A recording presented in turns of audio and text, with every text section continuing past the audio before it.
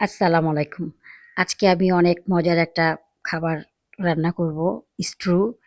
এটা পুরান ঢাকার নবাববাড়ির একটা ঐতিহ্যবাহী খাবার। এটা আসলে আমার শাশুড়ি মাই রান্না করতেন। আমি খুব ভালো পারি না। আমি আমার মতো করে চেষ্টা করেছি। যেহেতু সবাই পছন্দ আমার বাসার। এটা খাসির গোস্ত দিয়ে এবং বিভিন্ন রকম শীতের সবজি দিয়ে রান্না করা হয়। তো খাসির গোস্তটা আমি সুন্দর করে মেরিনেট করে রান্না করে নিয়েছি ১ম এ। এরপর এখানে শালগম, বিটরুট, গাজর, ফুলকপি, মটরশুঁটি দিয়ে আমি এই সবজিটা রান্না করার যে মসলাটা ছিল সেইটা দিয়ে ভালো করে একটু কষিয়ে নিলাম। এরপর অনেক পানি দিতে হয়। বড় একটা পাতিল ভরে আমি পানি দিয়ে দিলাম হালকা একটু ভুনে নিয়ে। তারপরে আস্তে, আস্তে সব সবজি একসাথে দেয়া যায় না।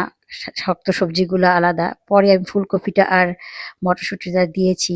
শক্ত সবজিগুলা আগে দিয়েছি। গাজর, তারপরে শালগমগুলা, একটু আলু, সব অল্প, অল্প করে আমি একটু বেশি পরিমাণে রান্না করি। কারণ আমার বাসায় আসলে ননদ, দেবর আমরা পাশাপাশি সবাই একসাথে থাকি। অনেকে হয়তো মনে করতে পারেন এত বড়, বড় পাতিলে আমি রান্না করি কেন?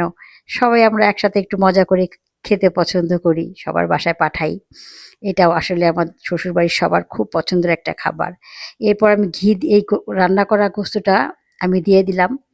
এরপর আমি ঘি দিয়ে, গরম মসলা দিয়ে আর পেঁয়াজটা একটু সুন্দর বেরেস্তা করে নিয়ে হয়ে আসার আগে আমি বাগারটা দিয়ে দিলাম। এরপরে চমৎকার একটা ফ্লেভার এবং এটা খেতে অসাধারণ লাগে। যাই হোক সবাই ভালো থাকবেন। আল্লাহ হাফেজ।